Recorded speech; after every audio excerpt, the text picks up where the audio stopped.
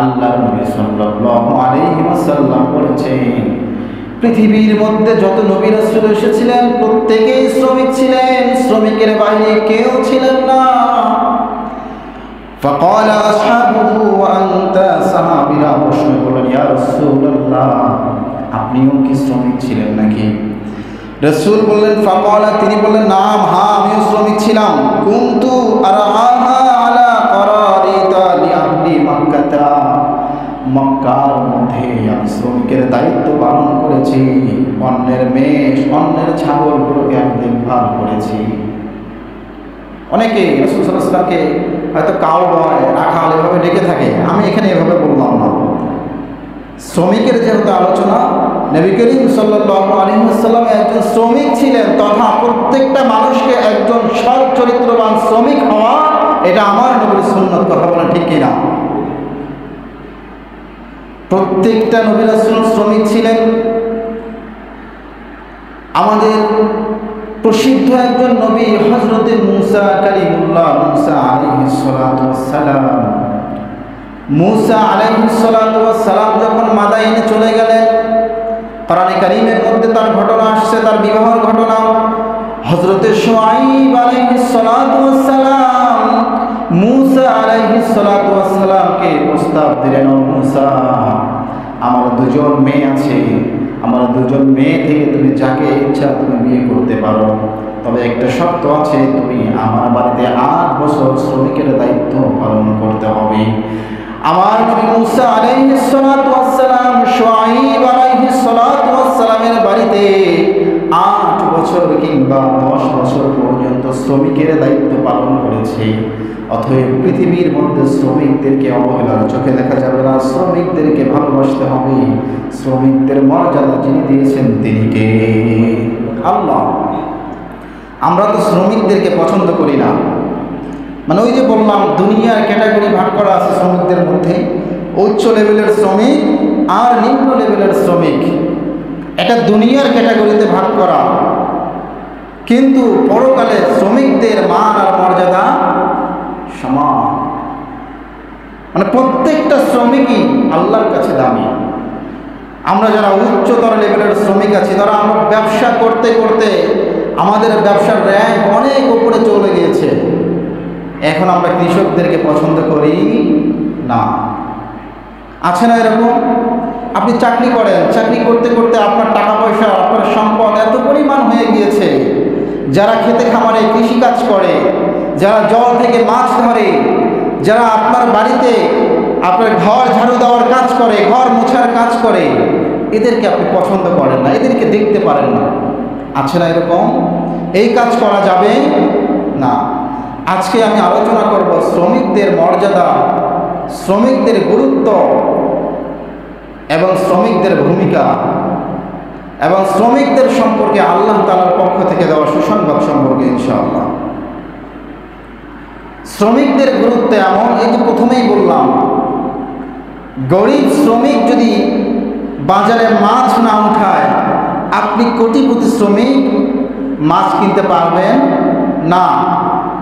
আবার কোটিপতি শ্রমিক যদি বাজার থেকে মাছ না কেনে, বা স্বচ্ছবান শ্রমিক যদি বাজার থেকে মাছ না কেনে, তাহলে আপনি শ্রমিক বাজারে মাছ উঠাইয়া কোনো লাভ হবে না। তাহলে শ্রমিকের গুরুত্ব আছে না নাই? আছে। শ্রমিকদের ব্যাপারে আমাদের কি কি করণীয়? আল্লাহ তাআলা এবং আল্লাহ তাআলার হাবিব শ্রমিকদেরকে নিয়ে আমাদেরকে কি কি করতে বলেছেন? আল্লাহ রাব্বুল আলামিনের হাবিব প্রথমে বলছেন, তোমরা শ্রমিকদের প্রতি তোমরা দয়াবান হবে। শ্রমিকদেরকে যদি তুমি কোনো ভারী কাজ দাও, প্রথমে বলা হয়েছে তোমরা নিজেদের জন্য যে শ্রমিককে গ্রহণ করে নেবে। সাপোজ আপনি আপনার ক্ষেতের জন্য আজকে 2 জন শ্রমিক নিয়েছেন, হাদিসের মধ্যে বলা আছে কোন শ্রমিককে সে যতটুকু পারবে এর বাহিরে কাজ দেওয়া যাবে না, নিষেধ। যদি দেন এটা জুলুম। আবার হাদিসে এটিও বলা আছে, যদি শ্রমিককে কোনো ভারী কাজ আপনি দেন, তাহলে সেই শ্রমিকের সঙ্গে তুমিও সহযোগিতা করবে। আমরা তো এখানেই বড় বাধা সৃষ্টি করে ফেলি। আমি এত টাকা পয়সার মালিক, আর আমি তাকে শ্রমিক বানাবো। আমি এত টাকা পয়সার মালিক, আমার সন্তানকে দিয়ে আমি শ্রমিকের কাজ করাবো। আমরা এখানে একটা দেওয়াল তৈরি করে দেই, শ্রমিকদেরকে আর চোখে দেখি। অথচ দেখা যায় অসংখ্য সচ্ছল ফ্যামিলি, এরা দুনিয়াতে শ্রমিকের মানে নিম্ন লেভেলের শ্রমিকেরা কাজগুলো করতে চায় না, কিন্তু লক্ষ লক্ষ টাকা খরচ করে বিদেশের মাটিতে গিয়ে তারা ঠিকই শ্রমিকের কাজ করে। দেশের মাটিতে বসে, দেশের মাটিতে থেকে শ্রমিকের কাজগুলো করতে তার কাছে বাধা আসে, আর সে বিদেশের মাটিতে গিয়ে এর থেকেও নিম্নমানের কাজ করে, এরপরেও সে গর্ব করে। আছে না নাই? মানে দেশের মাটির থেকে সেখানে একটু টাকা বেশি। বোঝা গেল শ্রমিকদেরকে আর চোখে দেখার কারণ এটি, বাংলাদেশের জমিনে থেকে আপনি শ্রমিককে আর চোখে দেখেন, এর থেকে নিম্ন লেভেলের কাজ আপনি বিদেশের মাটিতে গিয়ে করেন, আপনি গর্ব করেন। মানে বোঝা গেল টাকার কাছেই হলো আপনার সততা বিক্রি, টাকার কাছেই আপনার ইনসাফ বিক্রি। তা না হলে দেশের যারা শ্রমিক আছে, আপনি কেন এই নিম্ন লেভেলের শ্রমিকদেরকে কেন ঘৃণা করেন? হোক শ্রমিক বড়, হোক শ্রমিক ছোট, কাউকে ঘৃণা করা যাবে না। এক নম্বর আমরা যেটি জানতে পারলাম, শ্রমিকদেরকে সহযোগিতা করতে হবে। সে যে সেক্টরে হোক না কেন, সে খেতে খাবারে কাজ করুক আর সে চাকরি বাকরি করুক, যেখানে আপনি তাকে দায়িত্ব দেন না কেন, এটা রাষ্ট্রীয় পর্যায়ের কেউ হলেও সেখানেও সে শ্রমিক। যেখানে যেই দায়িত্ব দেওয়া হোক না কেন তাকে সহযোগিতা করা, এটা আল্লাহর নবীর একটা সুন্নাত। এই সহযোগিতা করার মাধ্যমে পরস্পরের মধ্যে ভালোবাসা তৈরি হয়। কথা বলেন ঠিক কিনা? আল্লাহর নবী সাল্লাল্লাহু আলাইহি ওয়াসাল্লাম কিছু সংখ্যক সাহাবীদেরকে বলছে, ও সাহাবীরা শুনে নাও, আমি তার থেকে উত্তম ব্যক্তি একজনও দেখি নাই। সাহাবীরা জিজ্ঞাসা করল সে ব্যক্তিকে।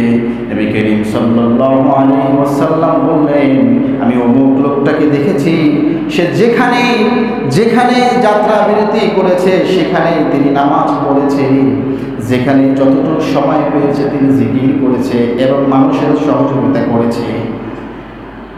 আল্লাহর নবী সাল্লাল্লাহু আলাইহি ওয়াসাল্লাম এবার সাহাবীদেরকে জিজ্ঞাসা করলেন, ইয়া সাহাবীরা, ওই সাহাবীর সঙ্গে যে সাহাবীটা যখনই সময় পেয়েছে তার উটগুলো রেখে সে নামাজ পড়েছে, আমার জানার বিষয় হলো যখন সে নামাজ পড়েছে যাত্রা বিরতির সময় তার উটগুলাকে কে পানি পান করিয়েছে, তার উটগুলাকে কে ঘাস খাওয়িয়েছে? তখন সাহাবীরা নবী করিম সাল্লাল্লাহু আলাইহি ওয়াসাল্লামকে উত্তর দিলেন, ইয়া রাসূলুল্লাহ, যখন ওই সাহাবী যাত্রা বিরতিতে ইবাদত করেছে আমরা তখন এই সাহাবীর উটগুলোর দেখভাল করেছি। তখন নবী করিম সাল্লাল্লাহু আলাইহি ওয়াসাল্লাম বললেন, সাহাবীরা শোনো, একটু আগে আমি বললাম ওই ব্যক্তি হলো সর্বোত্তম, যে ব্যক্তিটা যেখানে যাত্রা বিরতি পেয়েছে সেখানেই নামাজ পড়েছে। এখন আমি নবী বলছি ওই ব্যক্তির থেকে তোমরা সাহাবীরা আরো বেশি উত্তম, কারণ তুমি তার কাজের মধ্যে সহযোগিতা করেছ। সুবহানাল্লাহ বলবেন না? এজন্য আপনি আপনার বাড়িতে কোনো লোককে রেখেছেন কাজ করার জন্য, মাঝে মাঝে যদি একটু তাকেও আপনি সহযোগিতা করেন তাহলে এটি রাসূলের একটা সুন্নাত পালন করা হবে। আমরা করব তো ইনশাআল্লাহ। শ্রমিকদের ব্যাপারে নবী করিম সাল্লাল্লাহু আলাইহি ওয়াসাল্লাম যে কাজটি করতে বলেছেন তা হলো শ্রমিকরা কোনো কাজের মধ্যে ভুল করলে শ্রমিকদেরকে ক্ষমা করে দেওয়া। আল্লাহ নবী সাল্লাল্লাহু আলাইহি ওয়াসাল্লামের কাছে এক ব্যক্তি চলে গেলেন, যাওয়ার পরে সাহাবীর নাম হচ্ছে আব্দুল্লাহ ইবনে ওমর। আব্দুল্লাহ ইবনে ওমর রাদিয়াল্লাহু তাআলা আনহু يقول جاء رجلا الى النبي صلى الله عليه وسلم। আব্দুল্লাহ ইবনে ওমর রাদিয়াল্লাহু তাআলা আনহু বলে, এক ব্যক্তি নবী করিম সাল্লাল্লাহু আলাইহি ওয়াসাল্লামের কাছে চলে আসলেন। আসার পরে বললেন, ইয়া রাসূলুল্লাহ, কাম নাফু আনিল খাদিমি, আমার খাদিমকে ভুলের করিম সাল্লাল্লাহু আলাইহি ওয়াসাল্লাম ফাসমা, তিনি চুপ থাকলেন, কোনো কথা বললেন না। আবার তুম্মা আদা আলাইহিল কালামা, আবার নবী করিম সাল্লাল্লাহু আলাইহি ওয়াসাল্লামকে ডাক দিয়ে বললেন, ইয়া রাসূলুল্লাহ, আমার কোন শ্রমিক, আমার কোন খাদেম যদি ভুল করে, কোন কাজে যদি ভুল করে, আমি কতবার ক্ষমা করব? ফাসমা, নবী করিম সাল্লাল্লাহু আলাইহি ওয়াসাল্লাম আবার চুপ থাকলেন। ফালাম্মা কানা ফি সালিসাতি, নবী করিম সাল্লাল্লাহু আলাইহি ওয়াসাল্লামকে এই একই প্রশ্ন ওই ব্যক্তিটা তিনবার করলেন। তিনবার করার পরে আল্লাহর নবী সাল্লাল্লাহু আলাইহি ওয়াসাল্লাম বললেন, কুফু আনহু ফি কুল্লি ইয়াউমি 70 মাররাতান, তোমার কোন শ্রমিক যদি ভুল করে থাকে, সেই শ্রমিককে তুমি একবার নয়, দুইবার নয়, 70 বার হলেও তুমি শ্রমিককে ক্ষমা করে দেবে। সুবহানাল্লাহ।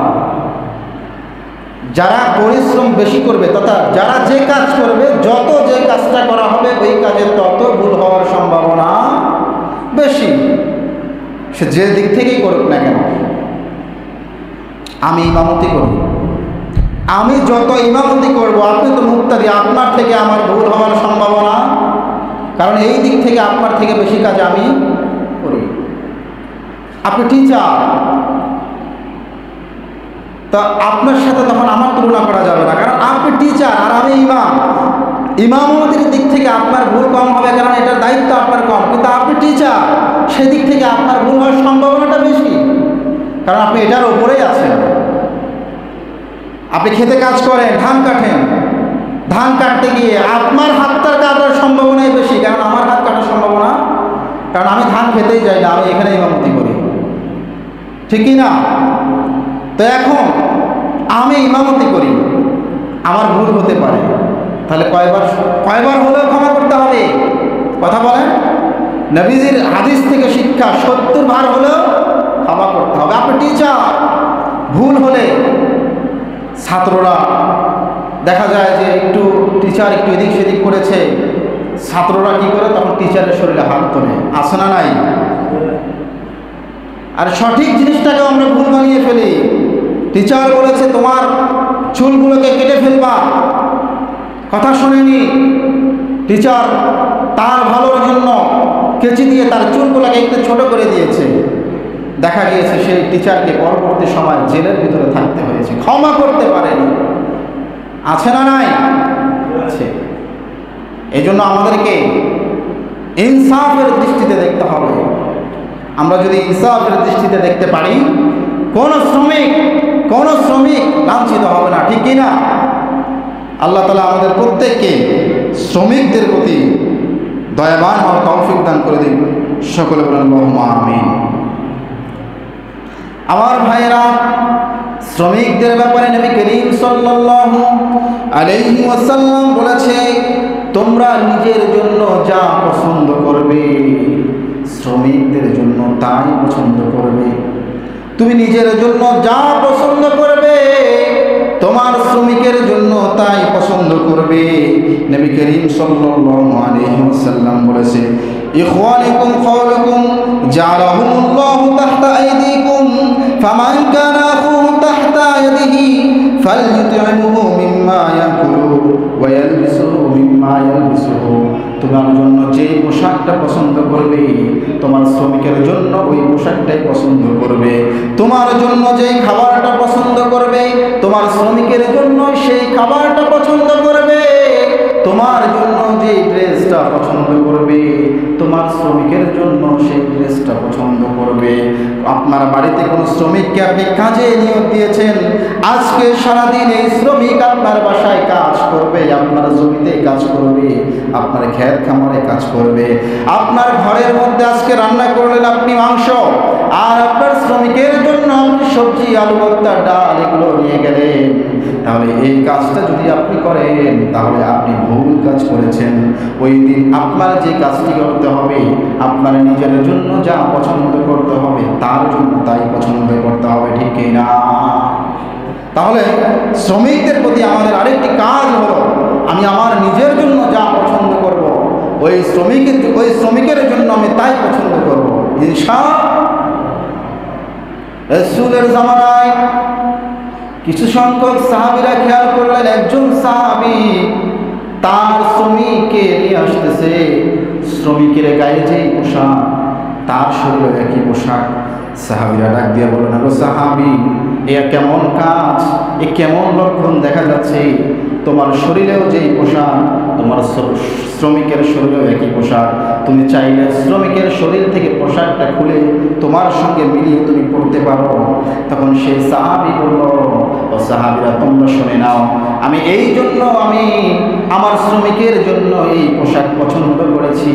আমার নবী করিম সাল্লাল্লাহু আলাইহি ওয়াসাল্লাম আমাকে শিখিয়েছেন, আমার শ্রমিকের সঙ্গে আমি খারাপ ব্যবহার করেছিলাম, আমার শ্রমিকের সঙ্গে আমি ইনসাফ করিনি, আমার শ্রমিককে আমি এক পর্যায়ে খারাপ ব্যবহার করতে গিয়ে আমার শ্রমিকের মা ধরে গালি দিয়েছিলাম।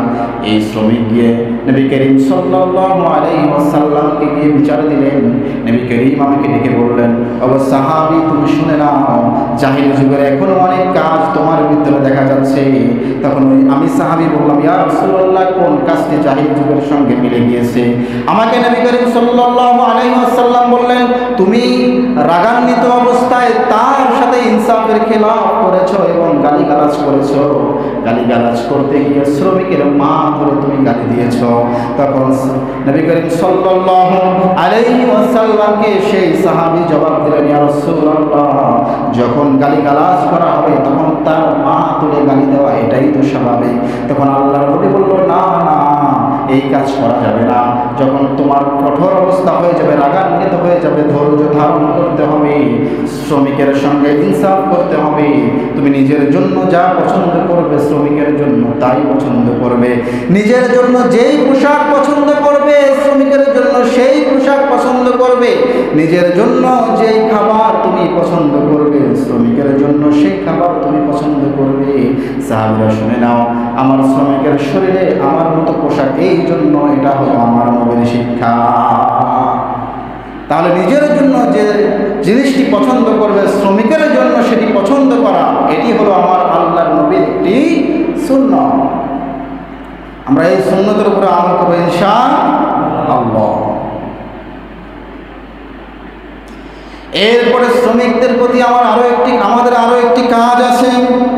সেটি হলো, আপনি যদি সমাজের মধ্যে লক্ষ্য করে দেখেন, কোন শ্রমিক কারো বাড়িতে গিয়ে কাজ করেছে, কারো জমিতে গিয়ে কাজ করেছে, কিন্তু সেই যার আন্ডারে কাজ করেছে সেই ব্যক্তি শ্রমিককে পাওনা বুঝিয়ে দিচ্ছে না, তাহলে আমাদের তখন করণীয় হলো আমাদের তার ব্যবস্থা নেওয়া, মালিককে বলে দেওয়া, মালিক আপনার আন্ডারে এই ব্যক্তি কাজ করেছে, এই ব্যক্তির পাওনাটা বুঝিয়ে দেন, এই ব্যক্তির পাওনাটা দ্রুত বুঝিয়ে দেন। যদি সে অস্বীকার করে, তার ব্যবস্থাও আমাদেরকে গ্রহণ করতে হবে। আল্লাহ রাব্বুল আলামিন কোরআনে কারীমের মধ্যে বলেছে, ওয়া লাকুম লা তুকাতিলুনা ফি সাবিলিল্লাহি ওয়াল মুস্তাদআফিনা মিনার রিজালি ওয়ান নিসাই ওয়াল বিলদান। সমাজের মধ্যে অনেক শ্রমিক আছে যারা নির্যাতন আর নিপীড়নের শিকার, বলতে পারে না, মালিকের কাছ থেকে পাওনাটা নেয় না, নিতে পারে না, মালিক বারবার তাকে ফিরিয়ে দেয়, এক পর্যায়ে মালিক অস্বীকার করে ফেলে। তারা তখন মনে মনে আল্লাহকে ডাকে, বলে, ইয়াকুলুনা রাব্বানা আখরিজনা মিন হাদিহিল ক্বরয়াতিয যালিমি আহলুহা। ওগো আল্লাহ, এই জালেম থেকে আমাকে বের করে নাও, ওয়াজআল লানা মিন লাদুনকা ওয়ালিয়্যা ওয়াজআল লানা মিন লাদুনকা নাসীরা। আমাদের প্রত্যেককে এরকম জালেম থেকে হেফাজত দান করে দাও, আমাদের জন্য একজন সাহায্যকারী পাঠিয়ে দাও, যে ব্যক্তি এমন জালেম থেকে আমাদেরকে হেফাজত করবে, আমাদের পাওনা বুঝিয়ে দেবে। এই আয়াত থেকে আমরা বুঝতে পারি যে কোনো ব্যক্তি শ্রমিক তার মালিক থেকে পাওনাটা পাচ্ছে না, তাহলে ওই ব্যক্তির জন্য আমাদের সাহায্যকারী হতে হবে, তথা সেই মালিককে জানিয়ে দিতে হবে যে তার পাওনাটা আপনি তাকে বুঝিয়ে দেন। শ্রমিকদের ব্যাপারে আল্লাহর নবী সাল্লাল্লাহু আলাইহি ওয়াসাল্লাম এত সুন্দর কথা বলেছে, এত কঠোর কথা বলেছে যে পৃথিবীতে যারাই শ্রমিক, যে যার আন্ডারে কাজ করুক না কেন, সে যদি তোমার থেকে পাওনাদার হয়, তার শরীরের ঘাম শুকিয়ে যাওয়ার আগে আগে তার পাওনা তাকে বুঝিয়ে দাও। কি বলেন, এটা কি আপনাদের কাছে কোনো কিছু মনে হচ্ছে না? যে ব্যক্তি শ্রমিক আপনার থেকে সে যদি প্রাপ্য হয়, পাওনাদার হয়, তার শরীরের ঘাম শুকানোর আগে আপনি তার পাওনা বুঝিয়ে দেন। এটা হলো আমার রাসূলের কথা। তাহলে বোঝা গেল বিনা কারণে শ্রমিককে ঘুরানো যাবে না। আপনি কারো আন্ডারে কাজ করেছেন বা আপনার আন্ডারে কেউ কাজ করেছে, আপনার উচিত হবে আপনার আন্ডারে কেউ যদি কাজ করে, আপনার হাতে যদি নগদ টাকা থেকে থাকে, তাকে দেওয়ার মতো নগদ যে জিনিসটা আপনি দেবেন সেটা যদি থাকে, তার শরীরের ঘাম শুকানোর আগে আগে তার প্রাপ্য তাকে দিয়ে দেওয়া। তাহলে আমরা ইনশাআল্লাহ নবী করিম সাল্লাল্লাহু আলাইহি ওয়াসাল্লামের এই কথার উপরে আমল করবো তো ইনশাআল্লাহ আমরা শ্রমিকদের প্রতি যত্নবান হব। আমরা যদি শ্রমিকদের প্রতি যত্নবান হই, শ্রমিকদেরকে যদি আমরা দাম দিতে শিখি, তাহলে এদেশ অটোমেটিকলি সুন্দর হয়ে যাবে। এদেশকে সুন্দর করার জন্য শ্রমিকদের বিকল্প নেই, কখনো নেই। কোন দিক থেকে আপনি শ্রমিককে বাদ দিবেন? কোনো দিক থেকে বাদ দিতে পারবেন না। এই জন্য শ্রমিক ক্যাটাগরির দিক থেকে ছোট হোক বড় হোক, যেহেতু মর্যাদার দিক থেকে আল্লাহর কাছে সমান, আমরা বড় মাপের শ্রমিক হই, নিম্ন মাপের শ্রমিককে ঘৃণা করা যাবে। আমরা এক শ্রমিক আর এক শ্রমিককে ভালোবাসবো ইনশাআল্লাহ। দেখেন, এই যে বললাম শ্রমিকের পাওনা বুঝিয়ে দেওয়ার ব্যাপারে, নবী করিম সাল্লাল্লাহু আলাইহি ওয়াসাল্লাম বলেছেন, যে ব্যক্তি শ্রমিকের পাওনা বুঝিয়ে দেবে না, সে ব্যক্তি কখনো প্রকৃতপক্ষে ঈমানদার মুমিন হতে পারে না। সুবহানাল্লাহ বলবেন না? এই যে এই শিক্ষাগুলো, এগুলোর ভিতরে সততা আছে না নাই? আমার নবী করিম সাল্লাল্লাহু আলাইহি ওয়াসাল্লামের শিক্ষা, প্রত্যেকটা শিক্ষার মধ্যে যে সততা আছে, একটু গভীরভাবে চিন্তা করলেই দেখা যায় যে এই যে বললেন শ্রমিকের পাওনা যদি কোনো ব্যক্তি বুঝিয়ে না দেয়, অস্বীকৃতি জানায়, সে মুমিন হতে পারবে না। নবী করিম সাল্লাল্লাহু আলাইহি ওয়াসাল্লাম বলেন, লাইসাল মুমিনু বিল্লাযী ইয়াশফাউ ওয়া জারহু জাইলুন ইলাল জান্নাহ। ওই ব্যক্তি মুমিন হতে পারবে না যে শ্রমিকদের প্রাপ্য বুঝিয়ে দিবে না, আর যে ব্যক্তি মুমিন হতে পারবে না, সে ব্যক্তি জান্নাতে যেতেও পারবে না। এজন্য আমরা যদি জান্নাতবাসী হতে চাই, তাহলে শ্রমিকদের ব্যাপারে আমাদের যত্নবান হতে হবে। ইনশাআল্লাহ আমরা যত্নবান হব। এবার দেখেন, আল্লাহর কাছে যে আমি আপনাদেরকে বললাম, আল্লাহর কাছে প্রত্যেকটা শ্রমিক মূল্যবান। আল্লাহ রাব্বুল আলামিনের কাছে যে প্রত্যেকটা শ্রমিক মূল্যবান, এ ব্যাপারে আল্লাহ তাআলা কোরআনে কারীমের মধ্যে বলেছেন, ফাইদা কুদিয়াতিস সালাহ ফান্তাশিরু ফিল আরদ ওয়াবতাগু মিন ফাদলিল্লাহ ওয়াযকুরুল্লাহা কাসীরান লাআল্লাকুম তুফলিহুন। আপনার নামাজ পড়া শেষ হয়ে গিয়েছে, আপনি আপনার কাজে লেগে পড়ুন। আর কাজের মাঝখানে ওয়াযকুরুল্লাহ, আল্লাহকে স্মরণ করুন। মানে আল্লাহকে স্মরণ করবো বলতে, ওই যে আমি প্রথমে বলেছিলাম যে শ্রমিক তাদেরকে বলা হয় যারা বৈধ পন্থায় হালালভাবে উপার্জন করে।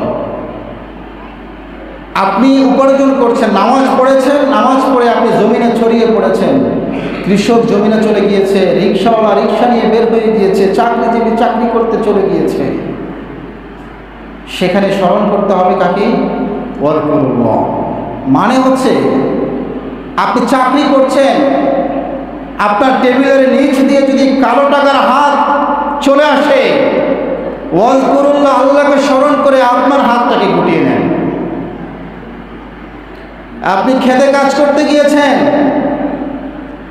আপনি কারো বাগানের সবজি তুলতেছেন, দেখতেছেন সবজিওয়ালা মালিক এখানে নেই, আমি এক ব্যাগ সবজি আজকে মানে বিকালে খাওয়ার জন্য, রাত্রে খাওয়ার জন্য কিছু সবজি আমার ব্যাগে ডুবে ফেলাই, আমার গামছার মধ্যে পেঁচায় ফেলাই, কি করতে হবে?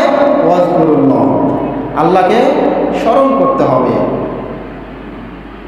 তো আমাদেরকে এই দিক থেকে সততাবান হতে হবে যে আমরা নামাজ পড়ব, নামাজ পড়ে আমরা জমিনে যখন শ্রমিক হয়ে ছড়িয়ে পড়ব, সেখানে স্মরণ করতে হবে কাকে? আল্লাহকে। আল্লাহ বলে লাআল্লাকুম তুফলিহুন, এই স্মরণ করার মাধ্যমেই তোমার ভিতরে সফলতা আসবে। এই আয়াত থেকে বোঝা যায় যে ব্যক্তি শ্রমিক, প্রকৃতপক্ষে বৈধ পন্থায় যে ব্যক্তি উপার্জন করে, সেই ব্যক্তি সফলতা অর্জন করে। সুবহানাল্লাহ বলবেন না? শ্রমিকদের ব্যাপারে আল্লাহর নবী সাল্লাল্লাহু আলাইহি ওয়াসাল্লাম বলেছেন, عن أبي سعيد قال قال رسول الله صلى الله عليه وسلم فقراء المهاجرين يدخلون الجنة قبل أغنياءهم ب500 سنة আল্লাহ নবী সাল্লাল্লাহু আলাইহি ওয়াসাল্লাম বলেছে, কোন বান্দা যদি শ্রমিক হয়, সে বান্দা যদি বৈধ পন্থার শ্রমিক হয়, ওই বান্দাটা অবৈধ পন্থার শ্রমিক, তারা তো জান্নাতের মুখ দেখবে না। দুনিয়ার মধ্যে যারা নিম্নমানের শ্রমিক রয়েছে, যারা উচ্চতর লেভেলের শ্রমিক রয়েছে, উচ্চতর লেভেলের শ্রমিকরা যদি নিম্নমানের শ্রমিকদেরকে ঘৃণা করে, নিম্নমানের শ্রমিকদের প্রতি যদি সততাবান না হয়, উচ্চতর লেভেলের শ্রমিকদের 500 বছর আগে ওই বান্দা জান্নাতে প্রবেশ করবে। সুবহানাল্লাহ। এজন্য শ্রমিক এক ক্যাটাগরিতে যদি আমরা থাকতে চাই, শ্রমিক বড় হোক আর ছোট হোক, তার ভিতরে ইনসাফ রাখতে হবে। বড় হলে ছোট শ্রমিককে ঘৃণা করা যাবে না। শ্রমিক ধান ক্ষেত থেকে কাজ করে এসেছে, আপনিও শ্রমিক, আপনি ব্যবসা করেন বা আপনি চাকরি করেন, দোকানের মধ্যে আপনি বসে আছেন, শ্রমিকটাও চলে আসছে, একটু পানি খাবে, আপনার পাশে গিয়ে বসেছে, হয়তোবা আপনার সাথে ভুলে একটু টাচ লেগেছে, তার শরীরে ঘামটা একটু হয়তোবা আপনার জামায় লেগেছে।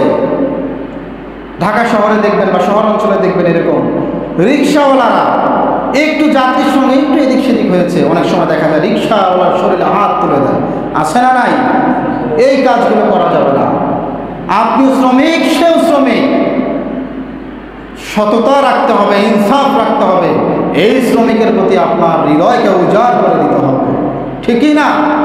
আল্লাহ পাক আমাদের প্রত্যেককে যত্নবান হওয়ার তৌফিক দান করে দিই। পরিশেষে বলতে চাই, যেই ব্যক্তি শ্রমিকদের পাওনা বুঝিয়ে না দেবে, মনে রাখতে হবে ওই ব্যক্তির হাসর নাসর হবে ফেরাউনের সঙ্গে। কারণ কাজ করিয়ে পাওনা বুঝিয়ে না দেওয়া, এটা ফেরাউনের কাজ। কার কাজ? ফেরাউনের কাজ। যারা শ্রমিক, ব্যবসা বাণিজ্য থেকে যারা শ্রমিক,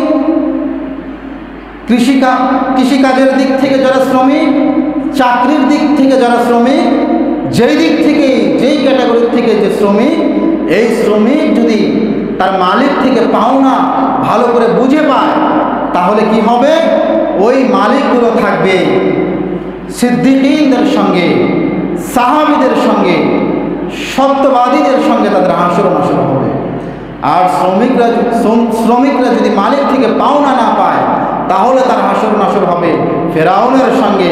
কারণ ফেরাউন বনি ইসরাইলের লোকদেরকে দিয়ে কাজ করাতো, পরিশেষে বনি ইসরাইলের লোকদেরকে প্রাপ্য বুঝিয়ে না দিয়ে তাদের ভিতরে যারা পুরুষ ছিল তাদেরকে হত্যা করে দিত, আর যারা নারী ছিল তাদের উপরে জুলুম করে তাদেরকে বিতাড়িত করে দিত দরবার থেকে।